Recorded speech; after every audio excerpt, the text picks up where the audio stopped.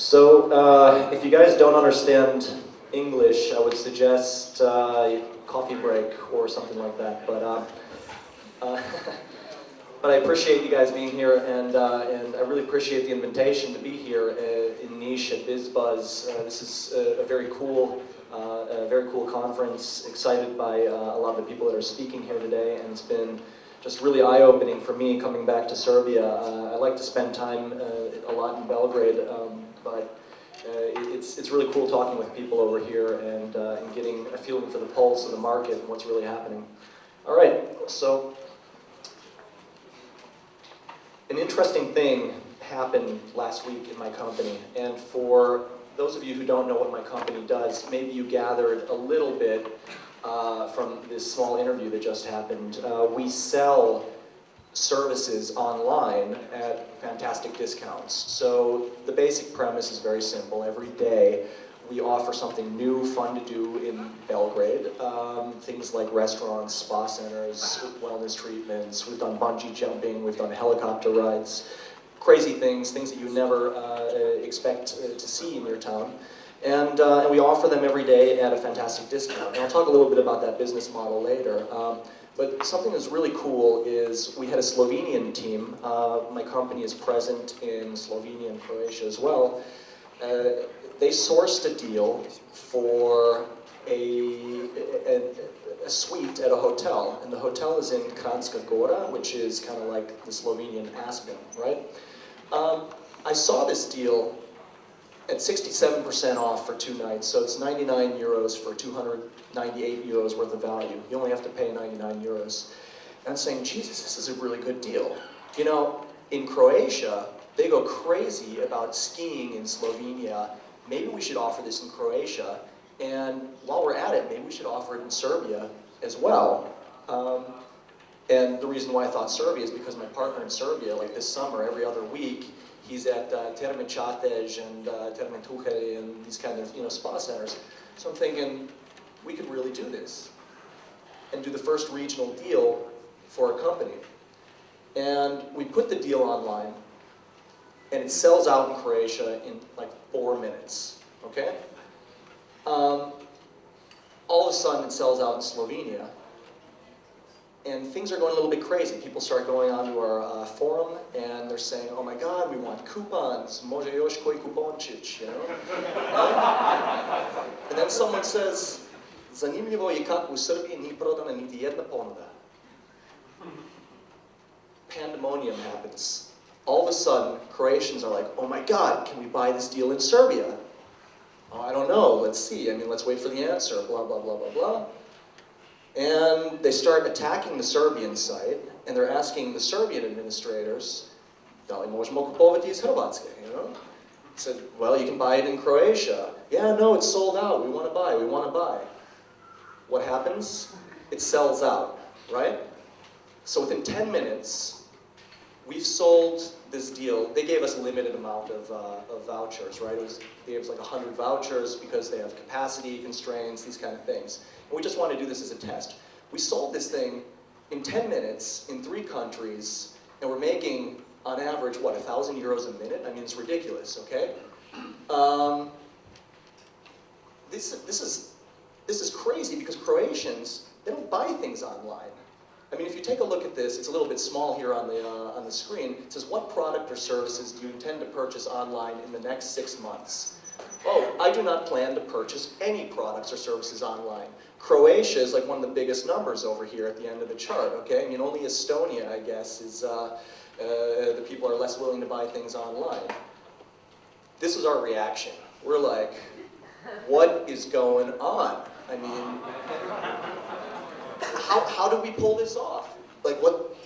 That guy doesn't work for me, by the way, but that was the reaction in our office.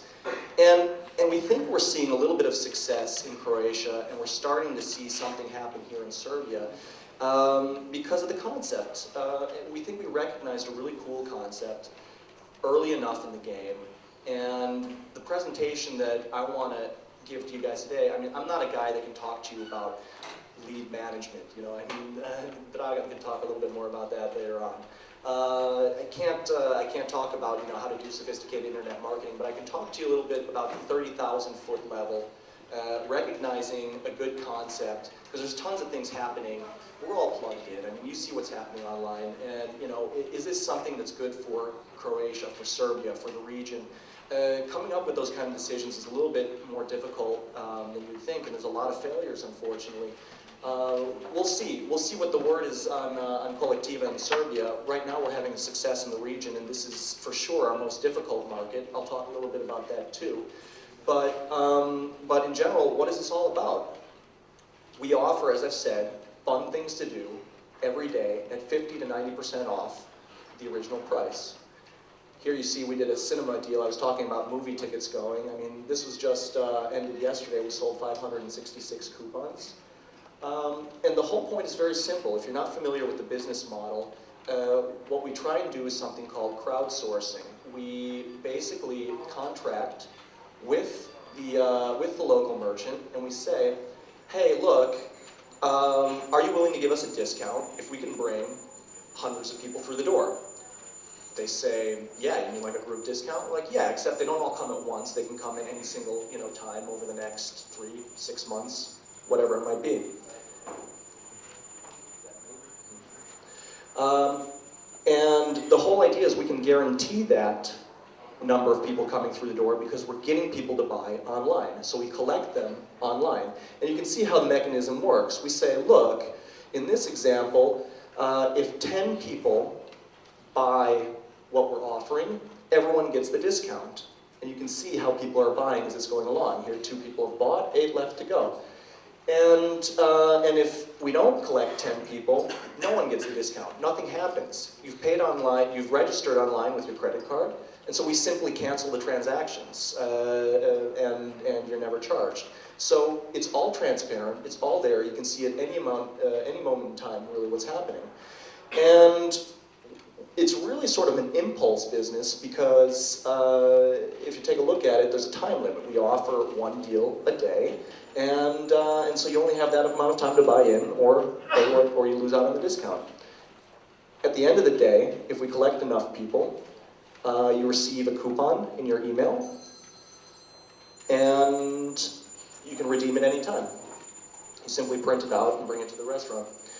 It's a concept that we did not come up with. The originators are Groupon in Chicago, and that's actually a town where I'm from. I'm from Chicago, so I saw this concept kind of pretty early. It wasn't just them, it was people like Living Social as well, and it was a really kind of cool concept. I mean, Chicago has become a little bit of a venture hub, and I had to decide whether or not I was going to use this concept and bring it to Europe.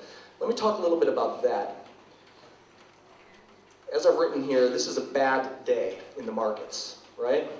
This is February 2009, lowest of low.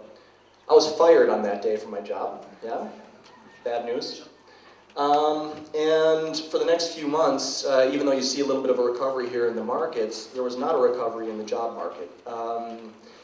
I was working as an investment banker, 20 hours a day, and all of a sudden, nothing. And financial services at that point in time are just tanking. I mean, you couldn't find anything.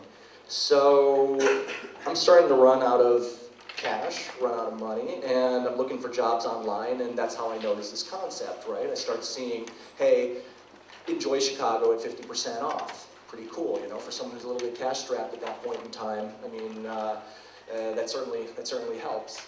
And I use this restaurant voucher one day where I get 50% off, and I just enjoyed the hell out of it. It was really cool. I said, this is it's an amazing concept, and this is going to blow up worldwide because it's extremely simple. I mean, here I, as a consumer, receive a massive discount, and I get to try a new place. The place was fantastic. I became a loyal customer there.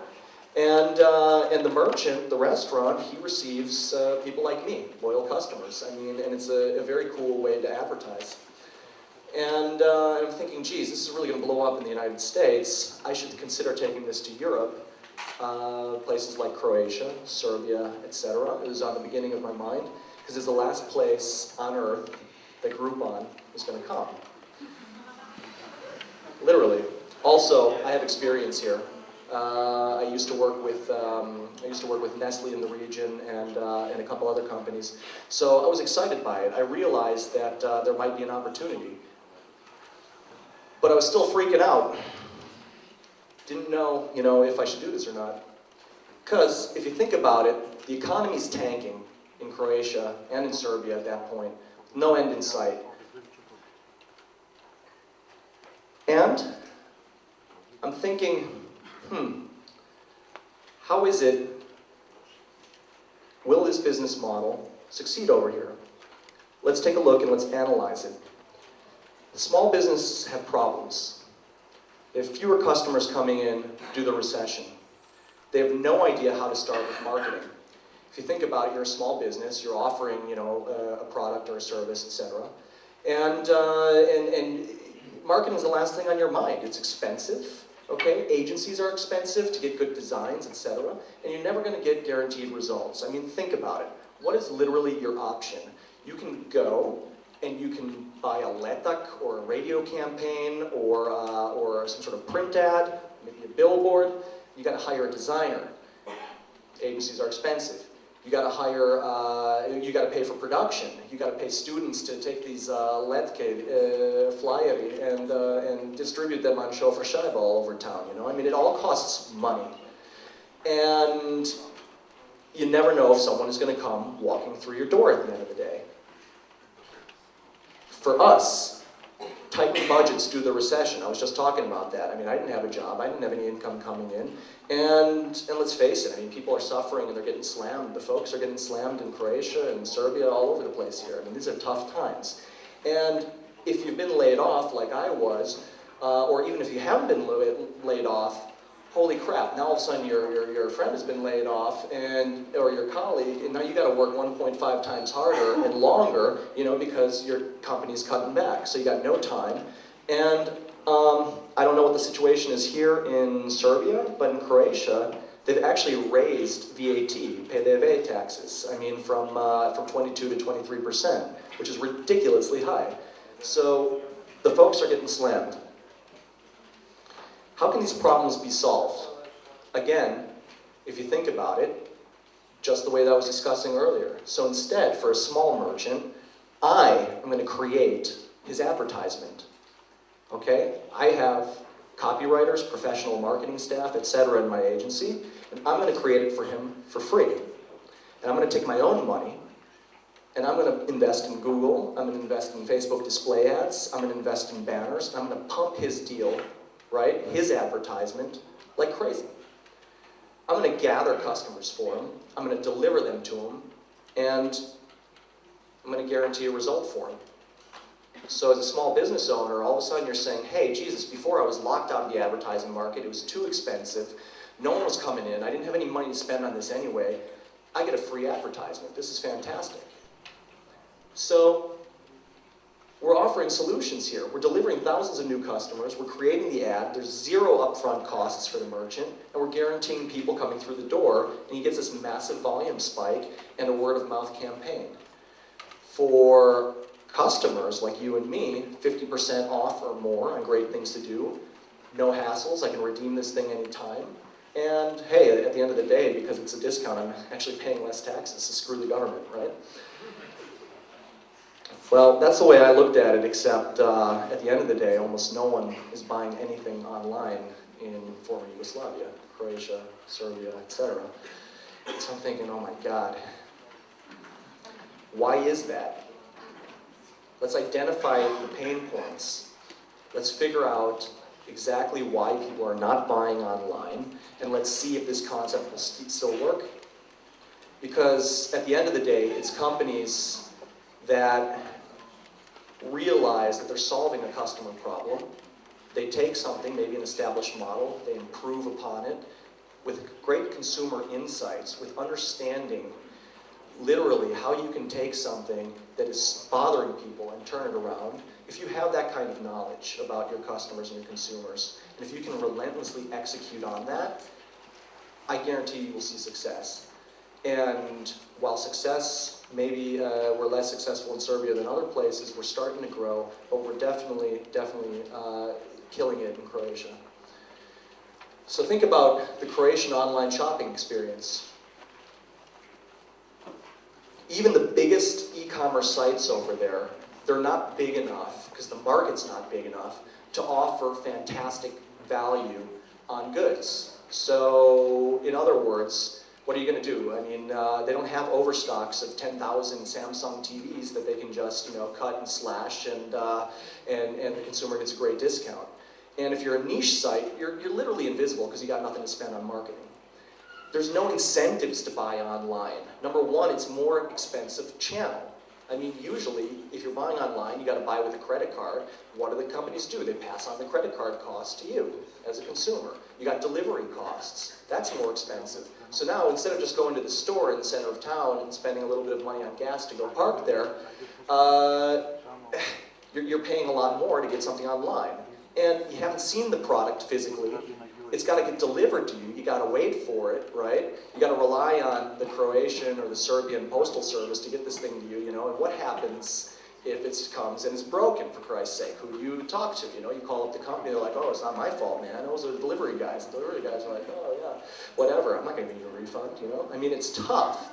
So there's all of these issues, and most importantly, especially in this market, there's also the idea of security and fraud concerns. Oh my God, do I want to put my credit card online and risk, something happening?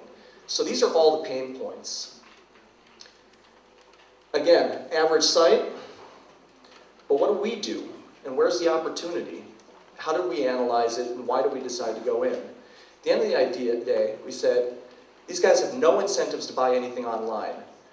Well, we're going to offer exclusive, attractive deals online. Again, minimum 50% discount every single day on something fun to do in town. You can only get it on my site. Pretty exclusive, pretty cool. Customer service, right? We have a customer service loyalty team in place in Croatia and Serbia and all countries that we operate, and we are relentlessly executing against this. If you have a problem with us, you can post it on our forum. We're not going to get rid of it. It's there for people to see. We will work to fix it. If you have an issue, you can call us on the phone, and we're not just trying to get you off the phone. What we're trying to do is work with you and solve your problem. I mean, we've been on the phone for hours with people, We've literally taught people how to do their first internet payment online. We walk them through it. We're like, no, don't give us your credit card number. You just input it yourself. But we do it. Lack of transparency. We're fully transparent. You see exactly how many people have bought the thing online. Costs and hassle of shipping. Hey, we have no shipping. We're virtual. We give you immediately after the deal ends a coupon, a voucher that you get to go and use at your convenience. And so there's nothing coming to you broken. You just take this piece of paper as validation of payment and you go to the end merchant. There's no cost to return. If you have a return, if you have a complaint, we're going to give you your money back. Who does that in Serbia and Croatia? Okay? And lastly, oftentimes when you're buying something online, the worst thing is you get through the process and then it turns out that the item is not in stock, right? I mean, and then you're on back order for about 5 or 6 weeks.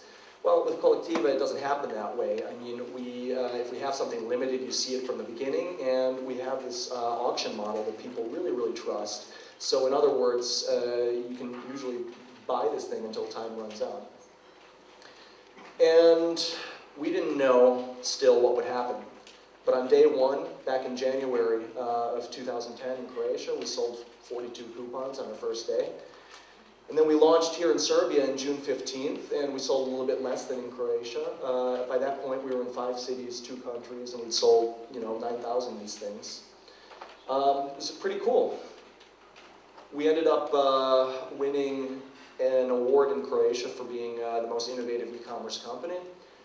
And we sourced investment from Rebate Networks. Rebate is Michael Grem and Stefan Glenzer. These guys did StudiVZ in Germany, and it's one of the largest social networks, 40 million people active. Stefan did Last.fm, a cool global internet music portal. And now we're in 5 countries, Croatia, Slovenia, Serbia, Bulgaria, and Romania. Slovenia, we got a little bit of work to do, as you can see. But hey, we just started, and hoping that it'll be a success there. So, the person that originated the concept, he is now the fastest growing company ever. So we really recognize an opportunity and we hit it on the head. But the point is that we identified it. We thought long and hard about, Jesus, e-commerce is very difficult in Croatia and Serbia, the 2 places that we want to start off in. You know, can we really do this? Can we make it work? Will this be attractive enough? At the end of the day, of course, yes, it was a risk, you know? I mean, I had no money in my pocket. Here I am starting up a company, you know, miles away from where I live. And we don't know, you know, what's going to happen. Is anyone going to buy on the first day? But we really minimized a lot of those pain points for buying, which exist online, right? We minimized the delivery, we minimized the cost, the hassles of shipping, all of this stuff with this model. We said, this is the right model. This is a thing that could kickstart e-commerce in places like Croatia and Serbia. But Serbia is still a challenge, and there's one concern that we're still dealing with very actively, and that is the consumer fear of paying online, right? It's not you guys in this room. This is not the issue. You guys are the early adopters. You guys are the Twitter crowd. You understand that it's safe. You understand that, you know, people like Banca Intesa have fraud departments and they're working on the risk management of these things, and they actually, you know, don't even release or finalize the transactions for 24 hours while they're looking and ensuring that these are valid transactions. So I mean, it's very proactive here. You guys get it, but other people don't really get it. But there's a lot of kind of excuses and a lot of things that people say, not here at biZbuZZ, but when I'm talking with people in Belgrade about, hey, you know, would you buy this online, etc. And oh, we're having such a difficult time, you know, getting a startup kind of going up in Serbia in e-commerce. And so one of the things that's a huge pain point is the fact that only 7.5% of websites that exist in Serbia claim to have some sort of payment mechanism, and most of this is uplatnica. It's not credit cards and key voucher and stuff like that. What does that mean? It means that there's no developed e-commerce market over here. It means that it's not ubiquitous. It means that there's no offer, no sadržaj, no content. There's no reason for people to do this online. I mean, it needs to become more widespread and more ingrained, and this is why I'm talking with people like you, because you guys are the innovators and the web guys and people that can make it happen. No startup culture? Well, we're all here, aren't we? I mean, take a look at this. You guys are the guys. No credit or debit cards? Oh, you know, people don't have credit or debit cards. It's bullshit. I mean, there's over 1 million people with credit cards here in Serbia, you know, and it's a ripe market. Paying online isn't safe. In Serbia, there's a 0.5% fraud claim rate. This is according to biZbuZZ statistiku, okay, Republike Serbia. That's lower than in the United States, people. I mean, where you have a massive e-commerce culture, where there's tons of fraud issues, but people realize that, you know, they can get their money back from the banks. Yes, there's a hassle, etc. involved, but Serbia is extremely, extremely cautious in this regard. So it's not an issue. And this is claims from people who experience something. So in other words, it was a biZbuZZ statistiku, excuse me, asks, hey, you know, have you experienced something? This is the number of people who claim to have something. It's nothing. Oops. People say, oh, well, you know, we don't trust the banks. Okay, fine, only 48% of Serbs trust banks, according to research. But that's more than the government. That's more than the national bank, which only 35% of people trust them. So people do trust the banks on average more than any other institution in Serbia. None of these are excuses. Are the banks open for business? It's a question that we deal with very actively, and the question's up in the air. You know, it's very, very difficult to hook up with payment gateways. That's one of the reasons why only 7.6% of sites offer online payments, and it's a massive issue. It's one because banks, on the one hand, are being very cautious because of the fraud issue, but at the end of the day, another message that I'd like to say, another opportunity that I see here is that the banks and people who are trying to start up payment gateway systems, that they ramp up, because there's people like us who really, really want to create legitimate businesses, who can create legitimate businesses. We have the ideas, we have the resources, but you know, I mean, if it takes 5 months to hook up, and you know, if you need a minimum 1 million euros in revenues or this or that, then you're kind of killing startup culture, you know, and we're not going to get out of this rut. So we have to figure out a way to do that. And I think one of the first things that needs to happen is also additional PR and talking and money and resources jointly on how buying online is safe. The fraud rate is minimal. And it's really not a valid excuse. And why I say this is because, again, in this room we have the bloggers, we have the people who can talk about these kind of things, we have the banks as well, they're present. I mean, if we all jointly kind of ramp up this discussion, my belief is that we will get more people buying online, and then, as that happens, people will see the opportunities, and more companies can start, and we can really get out of this cycle. I mean, I take a look at it today, and with my current payment system, it's extremely difficult. You have to register on my site, okay? And then you have to re-register on another site. And you have a 4-step checkout process. It's ridiculous. For every second that someone spends on an internet site longer than they anticipated, your average sales go down. I mean, it's ridiculous. So what we need is one-click checkouts. We need to get systems that are just easier for consumers to use and more intuitive. And there's no technical issue why we can't do that. It's just a matter of willpower, really. So, I mean, I'm kind of saying, on the one hand, I believe this is the moment of truth. I mean, we got all of us gathered here. We're all excited about e-commerce. We got great ideas. I've got a group buying site. I hold 20% of the market, e-commerce market in Croatia. These people, 9 months ago when we started, we had the same things that people were talking about here. Oh, no one buys online. Oh, you have to do uplatnica. Oh, all of these things, and it's not necessarily true. I mean, we have a concept, my company at least, that I think has the potential to tip e-commerce. We've seen it. We've done it in Croatia. We've done it in Bulgaria. We've done it in Romania. Places that are very difficult to do business in as well. We got tens of thousands of friends and interested people receiving our offers on a daily basis in Serbia. People are looking at this, and at the end of the day, we had Croatians coming and registering on Serbian sites, right, our Kolektiva site, buying out our deal. If they're willing to trust the Serbian e-payment infrastructure, I mean, then we really don't have anything to talk about. I mean, it's just a matter of really discussing these things and all of us getting out there. So this requires more proactive focus.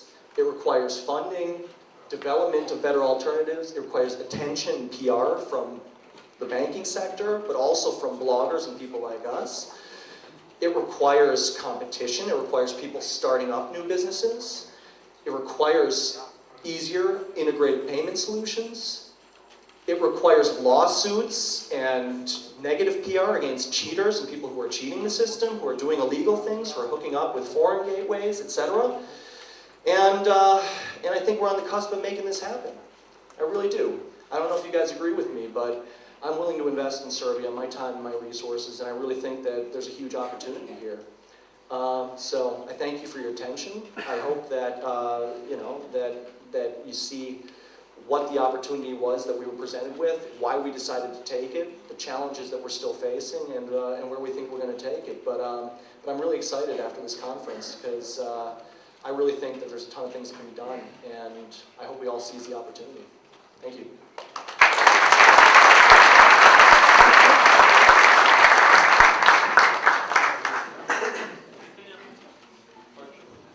Yep.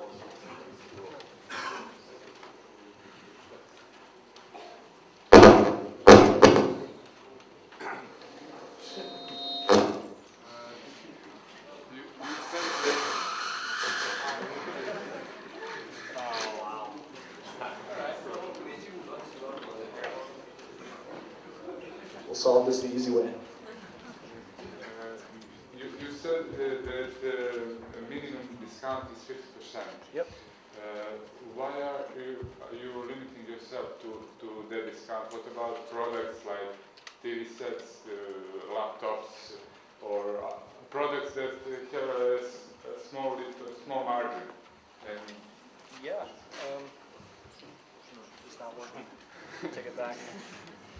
Yeah, no, thanks. It's a great question. Well, we don't necessarily have to limit ourselves to that. We are right now because we realize that it's attractive, and we're taking care of a lot of the issues that I brought about earlier about pain points. I mean, what I was saying is very simply that that a lot of the issue with big ticket items, goods, etc., is the actual distribution and delivery of these things. And yeah, there are setups that we could plug into, but right now, this is the #1 growing concept online in the world. So from a business standpoint, we want to be focused on executing against this, and we want to get this concept right. In the future, if we have a big enough user base, is it possible to do things like products and really get, a decent-sized discount on them to become a typical e-commerce company? Yeah, of course it's possible. I mean, that's for sure. But right now, I don't have a compelling offer for you guys, so I don't want to get into it. I mean, what we can definitely do is create attention and awareness with the services, and at the end of the day, if you think about it too, from an economic standpoint, I mean, you're more likely to buy a restaurant or a spa package or this or that multiple times a year or a month or a week, but versus like a TV, which you do once in a blue moon, right? And then the other thing is, we were talking about, overstock issues. It's not like Philips or Samsung or any of these companies are really holding hoards of excess inventory. And if they are, there's probably a reason for it. It's probably because it wasn't a very popular product and it didn't sell. And then at the same time, there's also things like transparency issues that we discussed earlier. So if you think about it, there's not a very good consumer review website here in Serbia that talks about, hey, is this product good? Have you tried it? This, and that. I mean, I'm sure there's something, but I mean, I don't know the name of it. So, and I'm active in the internet field over here. So I think that's another issue. And yes, you can look at product reviews on Amazon.com and other kinds of things. But I mean, another approach is that the big discounts that we get, it's based on a marketing solution that we offer the merchant at the end of the day. It's very difficult for you to become loyal to a merchant or to a particular brand unless it's Apple, let's say. But I mean, like, let's say you're going to buy a toaster, you're going to buy, television. You're looking based on price, you're looking for a specific model, but just because you buy an LG, television or Sony, it doesn't mean that you're going to necessarily buy the same MP3 player from that company, I mean, there's not a loyalty aspect there. So that's another reason why the discounts don't exist. I think, Serbia's a large market. We're in Croatia, we're in all these places. If we could get our act together at the end of the line and be able to do some sort of joint sourcing, it'd be fine. But look, we're going to focus on our business model. We're going to execute on this. We're going to try and become #1 and really, really engage e-commerce over here. You need people willing to buy online to have that sort of proposition. And so maybe someday we could be there, but in the near future, likely not. Yeah.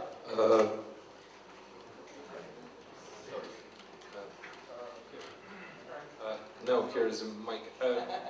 Samo želim da Pozovem sve da postavljaju pitanja Jeffrey. Jeffrey jako dobro priča srpski, inače, tako da možete slobodno da postavljate pitanja na srpskom, jer mislim da ima mnogo dobrih odgovora za način na koji ono što radi ovde, ali samo država predavanje na engleskom, odgovarajući na engleskom, ali slobodno možete postaviti pitanje na srpskom, razumeće vas sve. Nemojte se ustračavati ovoga, razumijem.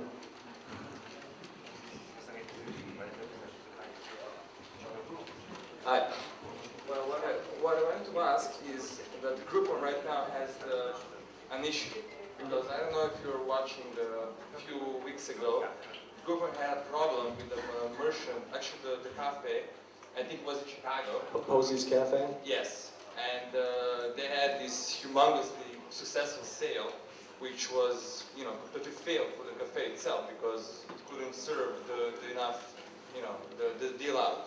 Yeah. The question is, how do you see the limit in the market itself, especially with margins that current merchants, not merchants, but like cafes, theaters, whatever, what is, you know, peak limit which you will eventually reach with any given, let's say, client, and where will be the peak point where the collectiva would be a more headache than a success for any given client itself?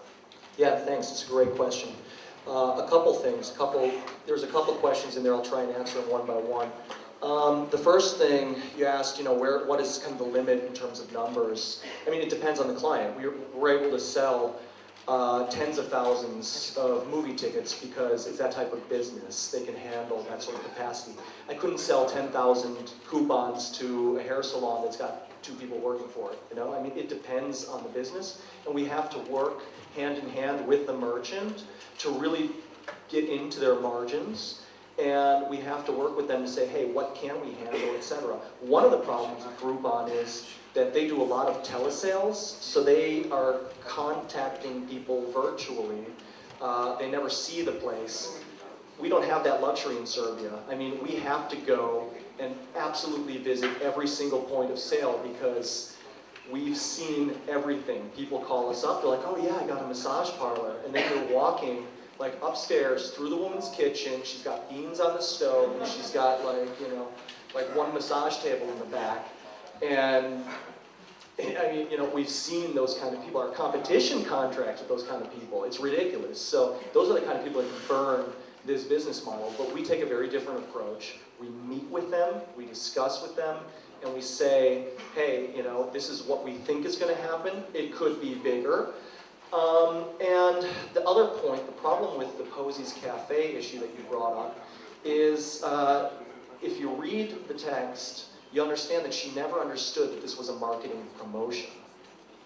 She was looking at it based upon her variable cost of sale and not based upon a marketing budget that her restaurant may or may not have had. If they couldn't afford a marketing budget, you know, at the end of the day, that was that big, then there's probably an issue with the way they contracted the deal, etc. I mean, literally, you have to look at it. A lot of these merchants are not going to make money off this deal. And if we have salespeople going around saying, oh, you're going to make so much money, we have a total, you know, miscommunication, and we have a ruining of and burning down of ties with them. And it's going to create a lot of problems.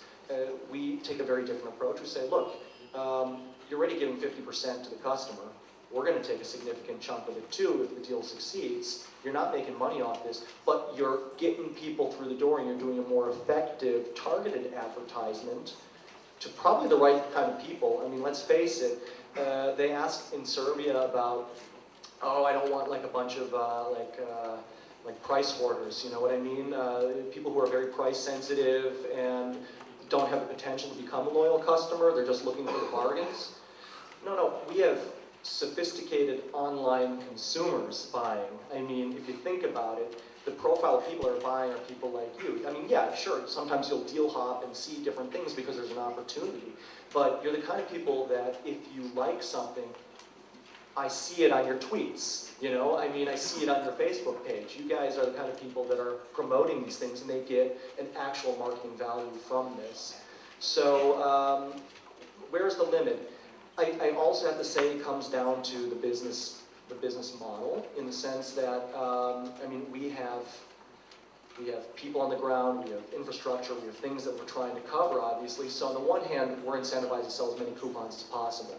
But if we have a constant stream of people buying in at the end of the day, instead of selling thousands and thousands and thousands of these things, we can cap and we can just have multiple deals going. And from a business perspective, we can have, you know, more or a great amount of money coming in. We're not pissing off the merchants, and we're doing something in a way that makes sense for them. The other thing that we can do is we can tier the structure of the commissions that we take. So, hey, first 1,000 people, we'll take 50%.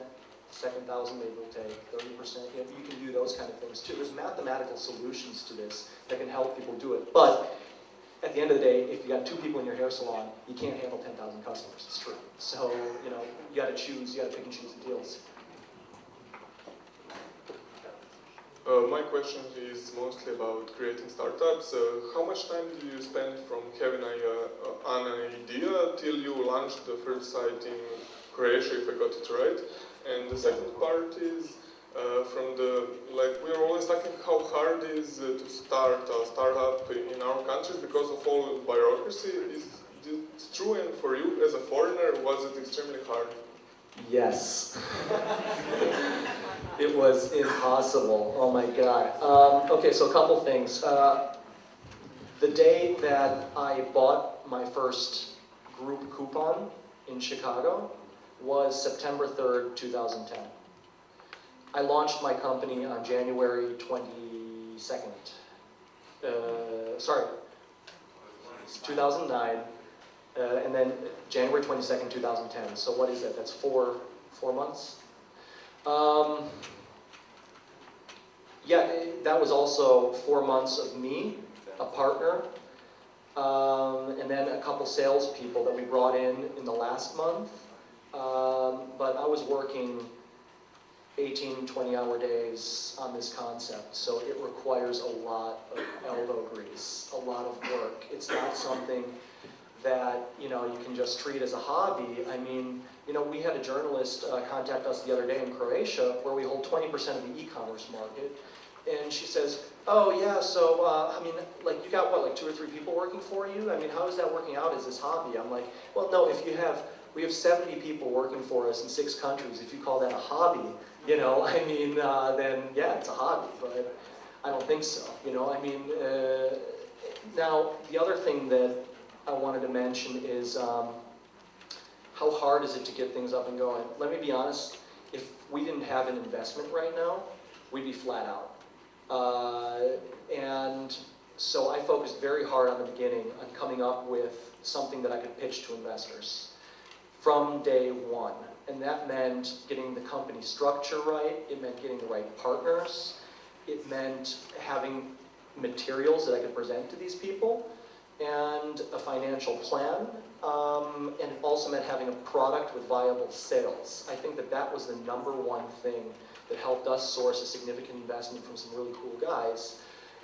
We were up and running. We had this attitude that said, look, we're going to be fast, we might not be perfect, but we're going to launch this thing, and we're going to risk some of our own personal funds and money and our time, and we're going to expose ourselves, get our neck out there, and we're going to see if it works. And we did. We took that risk, and we were the 3rd company to launch this concept in all of Europe, which means that our investors launched, their competitors launched in Germany, and then we launched. And then just by virtue of the fact that one of them was in Zagreb randomly, and people were talking about us, that's how it all snowballed, you know? So we built it, you know, we said, if we build it, they will come, and we honestly believed it, and thank God they came, you know? From the bureaucracy standpoint, Serbia is very difficult, so is Croatia. It's ridiculous. The government and, you know, and everyone involved in that chain needs to make it easier, and otherwise, you know, we're all going to be philosophizing about this for years and years to come, you know, instead of actually seeing startups and a groundswell of small local businesses kind of, you know, ramping up the economy. and I don't think it was more difficult because I was a foreigner. I mean, there was some stupid things that you have to deal with, like courier costs and getting apostilles on your passport and shit, but it's not a big deal. It's just generally difficult here. So you guys got to complain about it, blog about it, and, you know.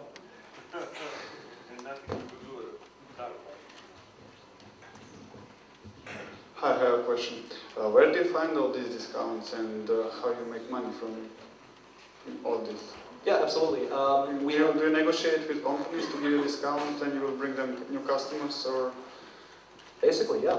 It's a very simple prospect, and we have salespeople that go out every day, and they're looking for great things to do in town, and they will cold call, they will knock on doors, they will, you know, telephone the people, and they'll get meetings, and they'll discuss our concept. And I think you probably all appreciate the value of, you know, what does it mean to call someone up on the phone in Serbian and be like, halo, mi smo marketinška agencija, da li mogu dobiti 5 minuta vašeg vremena? And they're like, no, you know. I mean, so it's that kind of business, you know. I mean, so we have to find the right salespeople, and we got to get in there. And in terms of making money, yeah, the whole point is they don't pay anything unless we have a successful promotion. So it's success-based advertising. I mean, that's a really cool concept, you know. I mean, okay, Collectiva pays for everything, and then if they deliver me customers, okay, yeah, I got to pay in terms of a discount, and then I got to pay a commission for every single person that comes in. But they're coming in. It's marketing that works. That's pretty cool. And it sounds a lot like something called kompensacija, you know, which I think people like on this.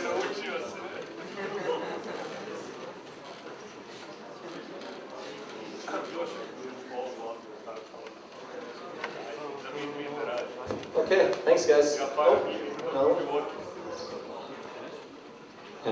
Ćao, mene zanima, pošto u Srbiji retko ko koristi karticu, pretpostavljam da najviše plaća uplatnicu. Actually, the answer to that is no, not on our site. We only introduced uplatnica about 2 weeks ago, so everything that had happened until then was through credit cards and something called Q Voucher, which is a really cool system, but also needs to be ramped up in terms of its availability. In terms of uplatnica, we are seeing some traction there, and I'm personally divided on whether or not we should have it, but it is exposing people who otherwise are not as savvy and sophisticated as the people in this room to buy and try our product. That's okay, I'm fine with that in the short term, but I think in the future we're going to be offering incentives for people to be buying online, and that comes down again to partnering with the credit card companies, partnering with the banks, and saying, you know, hey, do we see the future here in internet payments, or does it switch to something like mobile payments in the future? I don't know. I mean, we're having these discussions. But the point is that we still see a lot of credit card traffic. Zato što pretpostavljam da bitno da neko kupi odmah tom karticom. Ako ne kupite uplatnicom, vjerojatno ima neki procent koji ne ode ovo što to dao. Yeah, absolutely. There's something called breakage, and honestly, because we're testing out uplatnica now, we're seeing what it is. It's big. I mean, and if you think about it, guys, this is all about, the e-commerce is all about getting someone to take out their credit card, put in the number, and buy. Not, I will maybe buy tomorrow if I maybe get off my ass and go to the post office for, you know, a movie ticket that costs 10 dinars or something like that, you know? I mean, no, you know, I mean, if you're watching the game with your friends, you can't be bothered, you know? I mean, it's that kind of thing. So, uplatnica is, it's not instant, it's not a great solution, it creates a lot of problems, but, you know, the market is still not there. We are a company, we do need revenues, so we need to explore, you know, how we can actually do business in a profitable way. And for the short term, we're going to try this. We'll see. But long term, we want to be e-commerce. It's all about that moment of getting people to buy online. I would like to say something and to ask something. Oh, okay. 2 hours, maybe, or 1 hour and a half. Here will be the representatives of government, our government. Mogu da pričam i na srpskom? Može. Znači, radi se o tome da ćete moći tačno da kažete to što je problem i tu ima nekih ljudi koji vrlo ozbiljno mogu da nešto urade po tom pitanju i to će biti interesantno. Imam pitanje, da li vi znate, na primjer, za činjenicu da u Nemačkoj je preko, ne znam, mislim da je sad 50 ili 60% svih uplata preko interneta je praktično preko e-banking sistema, klasična ta uplatnica, ali elektronska. U Srbiji, na primjer, postoje neki podaci od pre 2 godine da konkretno, na primjer, u Novom Sadu svaka treća osoba je nešto platila online, ali bezgotovinski putem e-bankinga, ne putem kartice. Postoji vrlo velika mogućnost da u naredne 3 godine će upravo taj sistem e-bankinga biti dominantan sistem, ne kartica. Znači, nije ista situacija po Americi. Sad ne znam kako možete to da odreagujete, pošto praktično ovog momenta je na koliko, na sat ili na 2 vremena se može raditi... Thank God. I mean, I don't want to pay credit card commissions at all. So as long as it's instant and it's electronic, I'm fine. I think it's great. I mean... It's working right now. To radi. To već radi. Then we need... I know, because we receive some payments like this too. But the point is... The point is, it's if it's trackable and instant, then it works for our business model. Our particular business model. If it's not instant, but it's still trackable in the sense that when you buy via that channel, I know where you came from, so I can pay that advertiser something, or I can do some sort of revenue share, like these kind of affiliate things. If it's trackable in those senses, then it's a definite no-brainer. I mean, I would hope that the adoption of this goes forward, and that people stop with these paper money orders. Yes. Meni je jako žao da ovo kažem, ali nema više vremena, još samo jedno pitanje. Toliko o tome da nećemo imati mikrofoniju. Okay.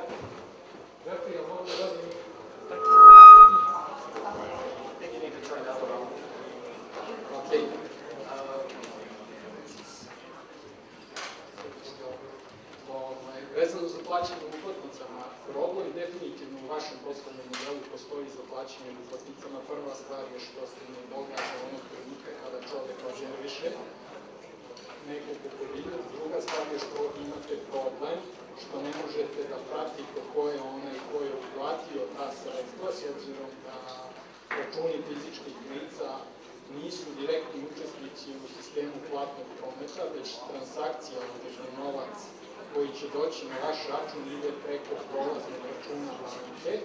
Znači, vi nećete moći direktno toj osobi da vratite ta sredstva i to vam apsolutno komplikuje cijelu priču. Samo kratak odgovor. No, I know. I've met the representative from biZbuZZ, he's a nice guy.